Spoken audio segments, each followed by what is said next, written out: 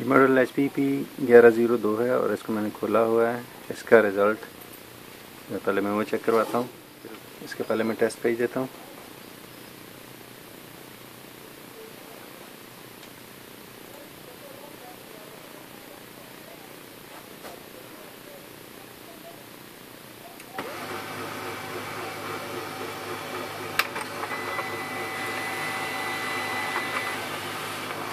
ये देख सकते हैं, जबकि इसके लेंस की मैं सफाई वगैरह कर चुका हूँ, उसके बावजूद इसका ये रिज़ल्ट है। कार्ट्रिज मेरी जो है वो बिल्कुल ओके है, क्योंकि उसका मैंने टेस्ट पेज लिया हुआ था कार्ट्रिज का। यही कार्ट्रिज मैंने दूसरे प्रिंटर पर टेस्ट की थी, तो उसका ये रिज़ल्ट था। इसको मैंने रेडी करके रखा था, जबकि इस प्रिंटर पर इस हालत में दे रही है। तो अभी इसको मैं थोड़ा सा, अगर मैं इसकी प्रिंटिंग को बढ़ाना चाहूँ क्वालिटी को, तो मैं कैसे कर सकता हूँ। ये थोड़ा सा मुहतात तरीक़ाकार है। जो नए हज़रात हैं इस चीज़ को नहायत एहतियात से इस्तेमाल करें, क्योंकि हम लोग प्रोफेशनल हैं तो ज़हनशीन होता है, तो इस वजह से इसको ख्याल से। तो इसके साथ मैं इसको समझाता हूँ। ऑफलाइन करें। ऑफलाइन करने के बाद इस कवर को खोल लें, क्योंकि मैंने इसका लेंस के साथ काम करना है, यानी स्कैनर के साथ काम करना है।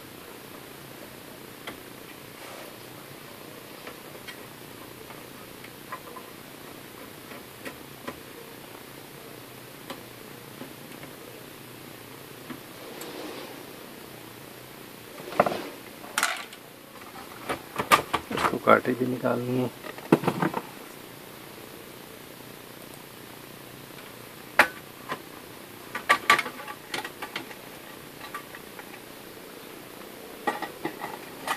कवर को खोलकर अब यहाँ पर मैं आपको समझाता हूँ जो मुझे करना है।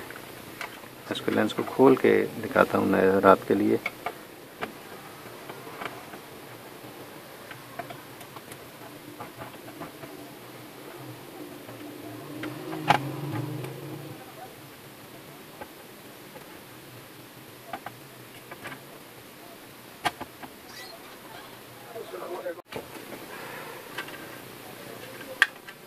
लेंस को ये नए हज़रात के लिए मैं कर रहा हूँ। इसमें ये इसका सर्किट बोर्ड और ये छोटी सी एक ये वेरिएबल रेजिस्टेंस लगी हुई है। तो ये बिल्कुल नए हज़रात के लिए है। इसको नहायत मुहतात होके मैं दिखला रहा हूँ। इसके 3 पॉइंट होते हैं, 1, 2 और ये 3 वेरिएबल के। तो इसके और इसके दरमियान रेजिस्टेंस कम ज़्यादा होती रहती है जब हम इसको घुमाते हैं, तो इसके और इसके दरमियान बढ़ती है। जब एक तरफ से कम होगी तो दूसरी तरफ से बढ़ेगी। तो अब हमने इसको थोड़ा सा कम इसकी वैल्यू को तब्दील करके, तो अभी हमने इस रेजिस्टेंस की जो मौजूदा वैल्यू है उसको हमने नोट कर लेना है, ताकि ख़राबी की सूरत में हम उसको उसी वैल्यू पर रिस्टोर कर सकें। और अब हमने इसकी वैल्यू को तब्दील करके लेज़र की लाइट को थोड़ा सा बढ़ाना है, जिससे हमारे इसके प्रिंटिंग की क्वालिटी बेहतर हो जाएगी। इसमें ये चीज़ याद रखें कि अगर इसको बहुत ज़्यादा छेड़ दिया गया, क्वालिटी तो हाई हो जाएगी, लेकिन उससे टोनर पाउडर बहुत ज़्यादा ज़ाया होगा और उसके अलावा फोकस भी आउट हो सकता है। तो अभी चलता हूँ इसको वैल्यू चेंज करने की तरफ। मीटर को रेजिस्टेंस के स्केल पर रखना है।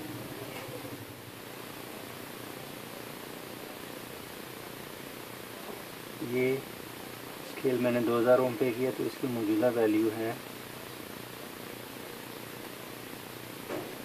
1891। अब इसको मैं थोड़ा सा क्लॉकवाइज घुमाता हूँ। इसकी पुरानी वैल्यू थी 1891 ओम। नहायत एहतियात से ये ब्रेक भी हो सकती है।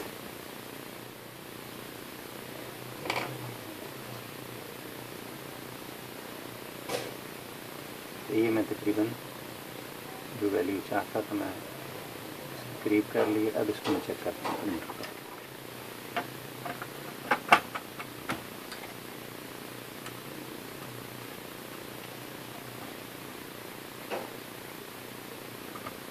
इसको लगाने के बाद मैं इसको स्क्रू नहीं करूँगा, इसी हालत में मैं इसको ऐसे ही चेक करूँगा।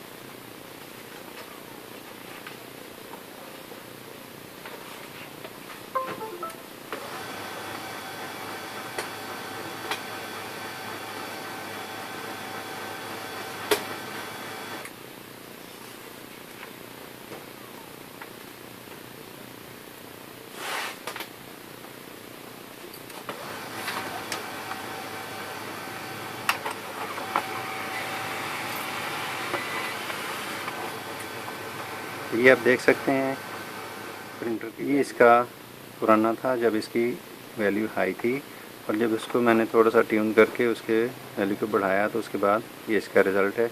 ये आपके सामने देख सकते हैं। ये वैल्यू भी उसकी मैंने लिखी हुई है कि जो इसकी वैल्यू थी, और ये मैंने उस पर प्रिंट निकाला। तो ये था इसका HP लेज़रजेट P1102। तो अगर कभी इमरजेंसी हालात में ये करना पड़े तो इससे हम इसको थोड़ी सी वैल्यू चेंज करके प्रिंटर का रिज़ल्ट ठीक कर सकते हैं। ये बड़ा यूनिक सा मसला है। तो इसमें जो ख़ास तौर पे मैं दोबारा अपनी बात को दोहराऊँगा कि ये नहायत मोहतात रहकर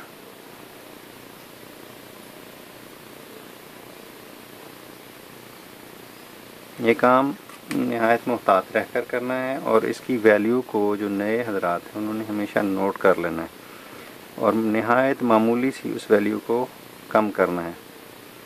तो अगर हम उसकी वैल्यू को बहुत ज़्यादा चेंज कर देंगे, या मैंने फ्लैट ब्लेड स्क्रू ड्राइवर इस्तेमाल किया, अगर ये एक्यूरेट नहीं होगा, जो कि वेरिएबल में दुरुस्त से नहीं बैठता, तो हम उसको ब्रेक भी कर सकते हैं, जिसके बायस प्रिंटर टोटल डैमेज हो जाएगा। तो इस चीज़ को नहायत मोहतात होकर करना है जिसने भी करना है। ये रिस्क होता है, ये मैं दोबारा से दिखला दूँ कि ये स्पेशल ट्यूनिंग के लिए जो वेरिएबल की ये रखे जाते हैं और ये हमारे पास मौजूद होते हैं।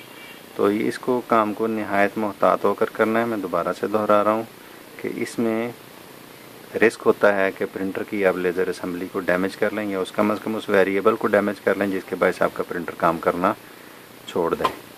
तो ये था इस प्रिंटर का थोड़ा सा मसला। अब इसको मैं अभी मैं इसको बंद करता हूँ। बंद करने के बाद फिर मैं एक टेस्ट पेज दूँगा।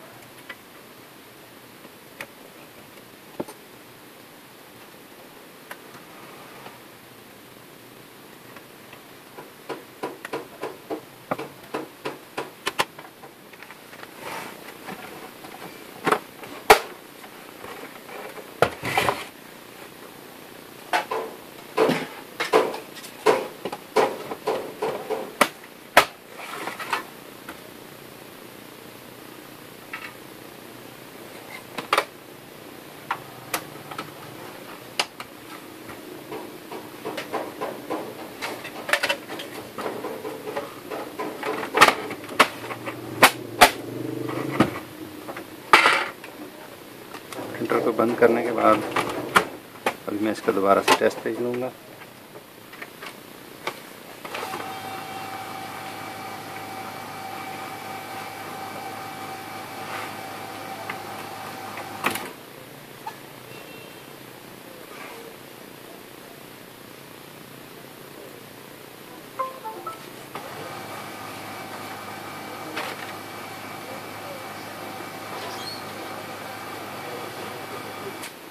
तो